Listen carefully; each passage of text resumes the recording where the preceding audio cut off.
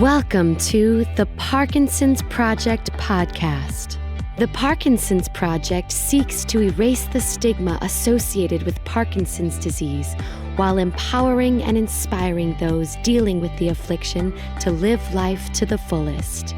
The Parkinsons Project aspires to build an engaged, supportive community while examining the journey of living with Parkinson's disease through a positive, empowering perspective. Here is your host of the Parkinsons Project podcast, Tim McNiff. Hello, everybody. And if you're watching us instead of listening to the audio version of this, yes, this is the Parkinsons Project podcast, year 2. And as you can see, we have a little bit of a different look.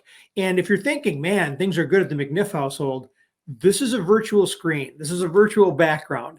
We're trying to upgrade the look a little bit, and we're interested to hear what you think about it. But yeah, not my house. Wish it was. But welcome to episode 22 of the Parkinsons Project podcast, where we reach out to people within the Parkinson's community to connect with the people who are working every day to find a cure, to help others live their best life, or to create a better path for themselves or for someone that they love. Now, we do try to keep our episodes to about 20 to 30 minutes, but if we're in the middle of a compelling discussion, we do reserve the right to extend that conversation to a second episode, with the goal always being to deliver tangible, beneficial content to all of you who engage with us, with the end goal being to put ourselves out of business when there is no longer a reason to talk about Parkinson's disease at all. And so with that, it is my great pleasure to welcome Jeff Johnson, the Executive Director of Canines, the Parkinson's Project podcast. Jeff, welcome to year 2, and great to have you along with us. Yeah, thank you, Tim. Nice house. Pretty good digs. Not bad. I like the piano. I was just playing right before we went on. Yeah, right. So people, I always like to let people know kind of what goes on around here. And man, I bought a brand new laptop. I did all the stuff, to upgrade the look and all the rest of it. Poor Jeff comes on. I can't hear him. And he's got tech guys coming over and everybody's trying to troubleshoot this thing. And finally, one of his people says, there's 3-4 people who are streaming right now, even as we speak. So I just don't think the problem's, and I'm like, oh, it's me. So ended up, the new laptop is gone. I'm back with the one I was using before. Thanks for being so patient. You have the patience of Job. No, I'm happy you're having us on. This is great. Well, it's great to have you here. So first of all, let's start with the obvious question. What the heck is Canines? So we're 32 years old, and we raise and train service dogs, assistance dogs for people with disabilities, and included in those disabilities is people with Parkinson's. So we do several different disabilities, but we serve a lot of mobility clients, including patients with Parkinson's disease. Okay, so we understand what you guys do. Let's go a step further and go more granular. What is a service dog versus just an ordinary dog? A lot of places where people could go to get dogs. You guys do what? So a service dog or an assistance dog, that's kind of interchangeable, is a dog that has been specifically trained, in our case, for about 2.5 years for someone with a disability. And that training includes specific physical tasks. So it's not an emotional support dog. It's not a therapy animal, even though it's probably part of what this dog does is provide emotional support and therapy. They have to be trained for specific physical tasks. So an example with Parkinson's would be that they are able to pick up anything that someone drops, because they, for them to lean over and try to pick it up might affect their blood pressure, and they might get dizzy and fall and hurt themselves, or, maybe they're opening doors for people. But that is the difference between just a pet or a therapy dog and an assistance dog. Well, at the point of being just redundant or obvious, and I think you kind of answered my next question, which is, why would someone with a Parkinson's disease need to have an assistance dog? But please elaborate. Yeah. So, I can think of a couple of our current clients who have Parkinson's. One of them I mentioned, his blood pressure drops whenever he drops anything. So it's dangerous for him to ever lean over. And a dog can pick up his keys, can pick up his phone, can pick up his credit card. If he's eating and he drops his fork, the dog can pick that up for him. And our dogs are trained not to pick anything up until they're told. So if you drop a candy bar on the floor, they will sit and stare at it until you tell them that they can pick it up. Another client we have, he called himself a wall walker. So he said, in order for him to maintain his balance, this was another man with Parkinson's disease, he had to walk along a wall and steady himself on that wall. And if he lost balance and fell down, he couldn't get himself back up again, generally. And so this dog is there to keep him steady. He doesn't need a wall to walk anymore. He's got a specific brace on the back of the dog that allows him to walk wherever he wants. So he's not now stuck, on the edge of a room. And if something does happen, if he trips and he falls, the dog is there for him to brace on to actually get up. So that's another example. I can give you one more of a woman we have who has Parkinson's. She says that sometimes she freezes and she has no control over it, but it'll just happen that all of a sudden she feels like she can't move. And the dog has learned how to nudge her on a certain place of her body that releases her to move again, which is crazy. But dogs are just amazing. They can do things that we can't figure out. They can figure out things that we can't understand. And I think that's a great example of a dog who's been trained to figure out when his person freezes, what exactly he needs to do to kind of release her so that she can start moving around again. We had a gal on a couple episodes back who talked about actually was hiking, climbing in the middle of a bike trip. They'd bike to a destination. Now they're climbing these rocks, and she had her first freezing episode at that location. So when you say to touch them in a particular place, and if I'm taking you into deep waters, you're not a doctor and you don't play one on TV, feel free to tell me that. But I mean, to your knowledge, is there like one location, or do they learn to be a specific spot on the individual? Yeah, it's each individual is different this way, and they might know that, if I get pressure applied here, the back of my knee or my arm or wherever, my neck, that will do it. But what with this client, at least they didn't know. The dog has figured it out. So, we have dogs that serve patients with type 1 diabetes, and they alert them to low blood sugar from the smell of their breath across the room in a way that the technology can't. They note it before the technology can, because they're dogs, and dogs are just kind of magic in many ways. Aren't they? I mean, they are. Oh my gosh, I swear I was in a family discussion one time when we got into it, not my family, I have a lovely wife and a great family there or beyond, but dogs versus horses. Well, a lot of us couldn't really relate to horses because this brother has had horses and has horses, and we don't. So he was saying horse is better than dogs. And we're like, how could a horse be better than a dog? I mean, dogs are, you said they're magic. First time I ever heard him say that. We don't deserve dogs. Yeah, no, it's so true. And horses are amazing too. And there are horse therapy nonprofits out there that do amazing work. But these dogs, I mean, they never leave the side of their person. So they are in their room sleeping with them in case something happens, and not with them usually, but somewhere in the room. And they go with them everywhere they go. They become, their most important companion in some cases in their life, which, an animal like a horse can't do that, no matter how wonderful they are. So yeah, dogs are amazing. That's great. So before we get into the types of dogs, because I'm thinking they have to be sturdy to a certain point, but they're service dogs. They're working dogs. They're there for a reason. But what about the rest of it? I mean, can they still be a dog? Are they still allowed to have that sort of a relationship?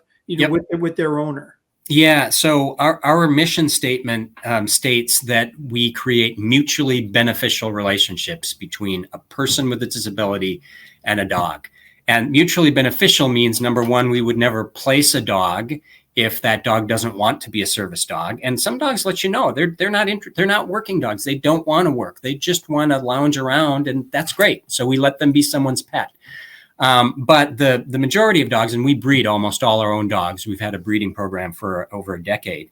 Majority of our dogs do get through the 2.5-year process and let us know that they want to work. They want to serve someone. They want to be a service dog, but they're still dogs. And so it's really important. And we have this discussion with all of our potential clients that dog gets to play, They have a vest, or we call it a cape, but that says assistance dog, please don't greet or don't distract. When that cape comes off at home, the dog is a dog. So the dog can run around and do what the dog wants to. They sometimes will go on walks without the cape so that the dog can greet other people. That's a really important part of it. The dogs need to decompress just like a human being does, because their job is, even though they love their job is not easy. So if I'm understanding what you're saying, they get home, you take off that vest, they know, like they're off the clock. Yeah, in many cases. I mean, I don't know if that's true for every dog, but I hear that a lot from our clients is, when the vest's not on, he's a dog. And, maybe even does, some naughty things here or there when the vest's not on because he's a dog. But when the vest goes on, he knows he's working. He knows, that the only thing that matters in his life is me. And that's how he acts when that vest is on. It's pretty cool. It's very cool. This is really great. I think that there's a lot of people who I think maybe aren't touched by Parkinson's disease or another neurological disorder would be touched by this conversation, because you're giving us an insight so much more to what we know about dogs. Yeah. And, the way they can be, of use and still just be the wonderful thing that they are. Well, so let's talk about the types of dogs, Jeff. Sure. Yeah. So I would imagine that they have to be of a certain size, weight, heft, strength, because there's certain times they're going to be called on to do certain things. Is that accurate? It is accurate. It would certainly be accurate for a mobility or a Parkinson's dog. We serve 5 different types of disabilities. So mobility issues, which would include Parkinson's, but also seizure response dogs. We do dogs for children with autism, hearing dogs, and mobility dogs. And most of those dogs are going to need to be larger. We breed most of our own dogs, and those are all labs or lab mixes. Sometimes they're a mix with a golden, sometimes they're a mix with a Newfoundland. So you do have bigger, stronger, sturdy dogs. Hearing dogs, though, for example, the size of them really doesn't matter. So occasionally, we try to rescue a dog once in a while. The success rate isn't very good, but we still try. Sometimes our clients can provide their own dogs and we help them train the dog. It doesn't happen that often, but it does happen. And those can be smaller dogs, because if it's just a hearing alert dog, someone's at the door, your phone's ringing, the fire alarm's going off, there's someone outside that I can hear, size isn't all that important. For a Parkinson's dog, certainly we want something probably the size of a lab or larger, because part of what they do is help someone with mobility issues who might fall and could, provide a brace or help them walk and stay steady. 5 different things that you serve, and types of disability or ability challenges, I guess. With Parkinson's disease, I have been told in this program time after time after time, everybody's journey is different. It manifests itself in different ways. So what sort of commonalities and perhaps what sort of unique situations have you encountered when trying to help match a dog with a particular owner? Well, it's interesting because that's not my job. We have professionals who do that. But I talk to them about it all the time, and it is, it's not a science at all. It's very much an art. And, a lot of, we have multiple trainers. We have about 45 employees here, and several of them are dog trainers or people who help train the dog with the client one-on-one, and trying to figure out what that dog, number one, wants to do and what that dog would be good at is a challenge. And it is, our dogs are raised for about 2 years by volunteers and in our prison program. So every one of our dogs spends time in prison being trained, but then they come into our facility. We have a full-size kennel here, and they spend several weeks here with our professional trainers. So one trainer will be assigned to a dog and will spend, an hour or two every day with that dog for 2 or 3 weeks, trying to figure out what does this dog want to do and what is this dog good at? And then once they take a look at that, so, for a Parkinson's, someone with Parkinson's, they would want a dog who really wants to work, who's very alert, who's always paying attention and maybe doesn't need as much downtime as, say, an autism dog would need. And then we'll start to talk. Once they figure that out, they'll talk with our client services team and say, okay, do we have a client on the list that would need a dog like this and that has, the right lifestyle that fits this dog? Some dogs are great with kids and others aren't. So if it's somebody with little kids in the house, that might not be the right match.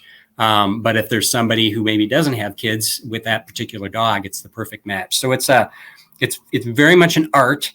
And our staff amazes me because in almost every case, they get it right. And these dogs seem to recognize the minute they meet their person, even though they've spent the last, several weeks with their trainer very intimately, they just seem to know that this is who I belong to now. This is who I'm here to help and form a relationship with.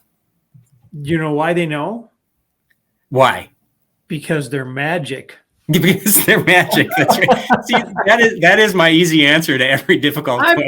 I'm telling you, man, but you're right. They're magic. I'm going to steal that line, beat it to death. So just so you know that, I'll try to give you attribution but I probably please. So you've mentioned you have an extensive staff. You breed your own dogs. We haven't gotten into it. Well, even before we go there, you opened up a whole thing. It could be a whole nother podcast. You have a prison program. Yeah. I have to ask, can you tell us what, just kind of give us the, the outline of what that looks like? Yeah. So we have partnerships with 7 different prisons in Minnesota and Wisconsin. And those are the 2 states that we serve clients in. And every one of our dogs that we breed starts out in a prison. They're born in a volunteer's home. With the help of our staff, and they spend 5 weeks in that, what we call it, a whelping home. And then the mom and the puppies move to one of our weaning prisons. We have 2 weaning prisons, and the inmates here, who are very carefully selected, it's a pretty competitive process to get into the program. They then spend several weeks weaning the mom from the puppies.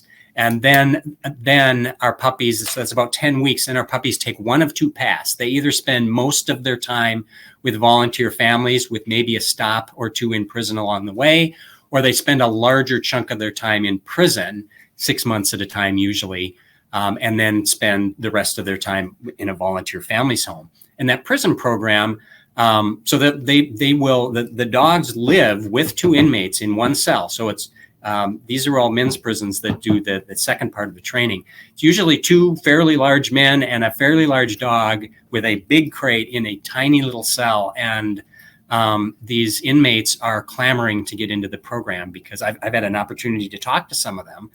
And they're all felons because we need people who can serve for a long period of time. So they've done some rough stuff.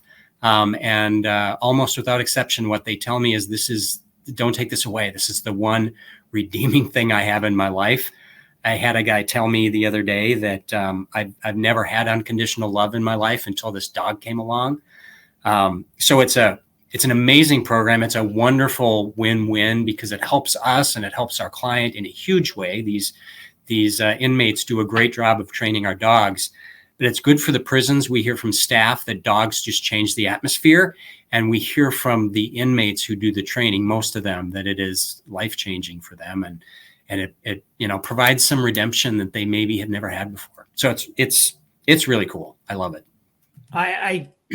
I'm telling you, there's a whole nother half-hour podcast just on that program. Yeah. I'm sure. Yeah, but that's not what we're here to talk about. So if someone is out there and they're listening and they're like sold by this point, they're like, gosh, you knuckleheads, I'm 18 minutes in. The big question, how much does it cost? There's a $50 non-refundable application fee, and then there is no cost. And we estimate that the cost changes a little every year, but last year it was a little over $44,000 to train one of these dogs because they're closing in on 3 years by the time we place them. But we always give them away free of charge because we don't want someone's income to be able to prevent them from a dog changing their life. We do insist that our clients are able to care for the dog and bring them to the vet and exercise them or have someone else who can exercise them. So, there is a need for some support there financially, but there's no cost other than that $50 to get the dog. How in the heck do you do that? generous donors.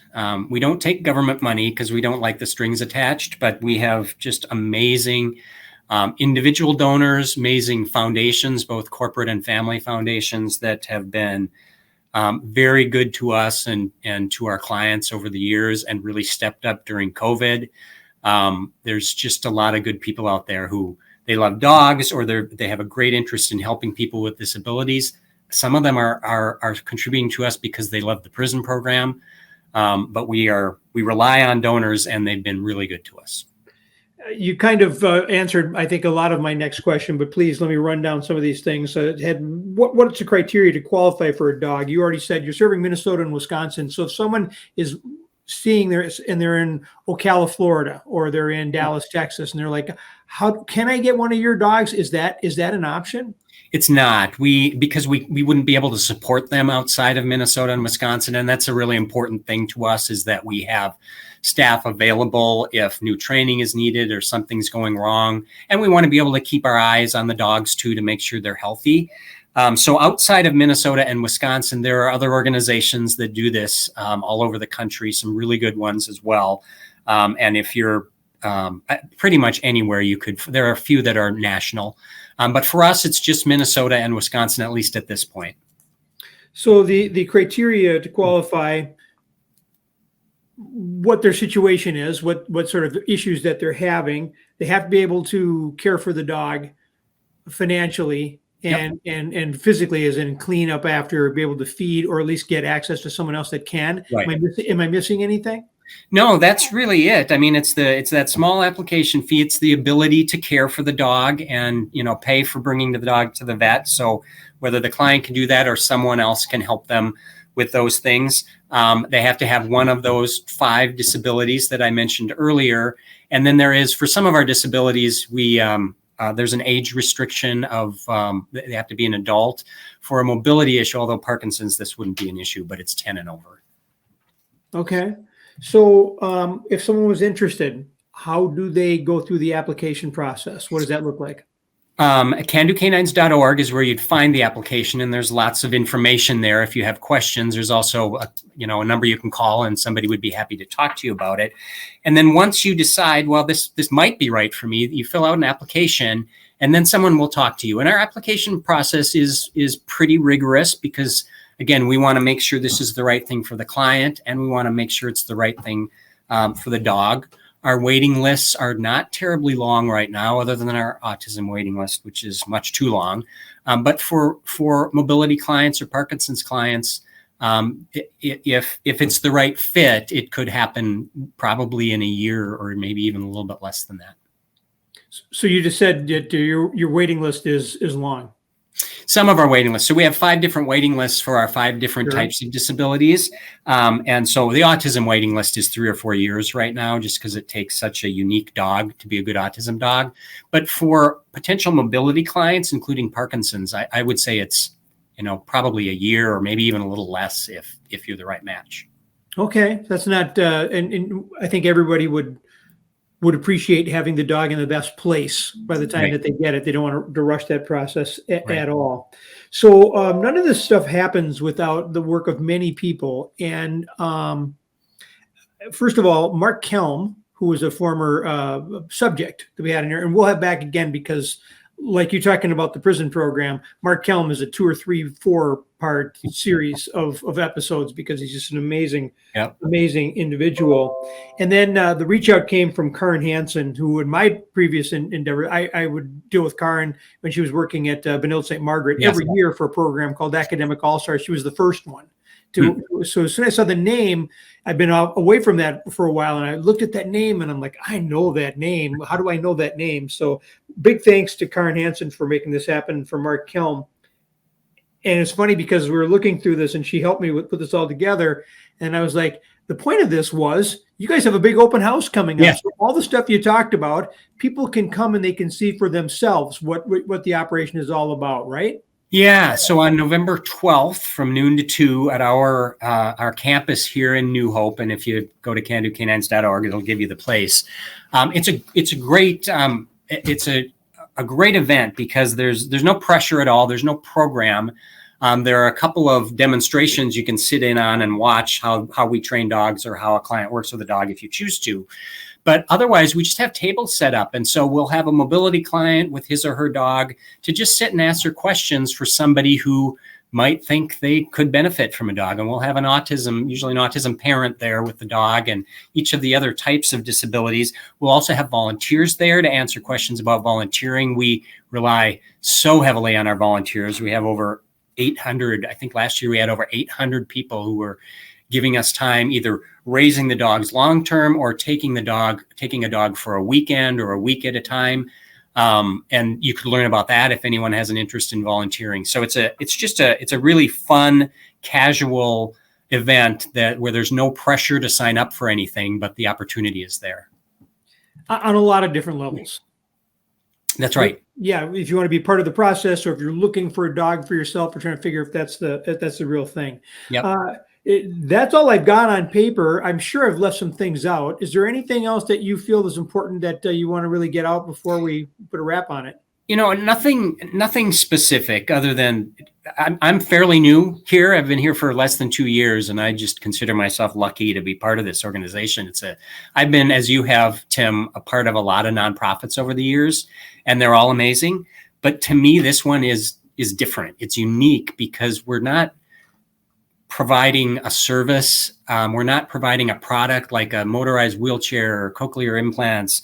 We're helping to create this long-term relationship between an amazing dog and an amazing person, and it completely transforms their lives. It transforms the life of their entire family. And we hear this just over and over again, how people will say, this dog literally has saved my life. And again, it's the magic of dogs, and I'm just lucky to be here. And again, if anyone's interested in helping, whether it's as a volunteer or as a supporter, or knows of somebody who might be able to benefit from one of these dogs as a client, please look us up and reach out, because we're always looking for all of those things. Well, it's been a great conversation. I can't thank you enough. And man, this could have gone on for hours, but I would imagine when you tell people what it is you do now in this latest chapter of your life, that's probably what everybody wants to talk about. Yep. Oh yeah, absolutely. It is. It's a good place. Good for you, Jeff. I'm happy for you. I want to thank you. Jeff Johnson is the Executive Director of Canines. Jeff, big thanks to you for what you're doing for people, not only with PD, but the other issues that people are facing, and making these matches and forging these relationships. Really appreciate all of that. We appreciate your partnership specifically in the fight against PD, and we do hope that you are well, and we look forward to reconnecting with you soon. Thank you, Tim. Thanks for doing this. I appreciate it. You are the best. All right, hang around. I'll be right back with you. That is Jeff Johnson, the Executive Director of Canines. The Parkinson's Project, as I hope you know by now, seeks to be a place where you can come for a range of information about PD and to find support for yourself or perhaps someone that you love. We encourage you to check us out on Facebook at the Parkinson's Project. You can find the Parkinson's Project wherever you find your favorite podcast. Check us out and rate us so we can grow and continue to give support in the ongoing effort to eradicate this affliction, and again, to put ourselves out of business when there is no longer a need to talk about Parkinson's disease. This has been the Parkinson's Project. I'll try that again. This has been the Parkinson's Project podcast. Easy for me to say. For executive producer Pat Farcia, I'm Tim McNiff. Thank you for joining us. We look forward to meeting with you and engaging and working with all of you as we seek to build a loving, supportive, and empowering community through all aspects of the Parkinson's Project and the Parkinson's Project podcast. Thank you for engaging with the Parkinson's Project podcast. Be sure to look for more content on the Parkinson's Project Facebook page, and we'll see you right here on the next edition of the Parkinson's Project podcast.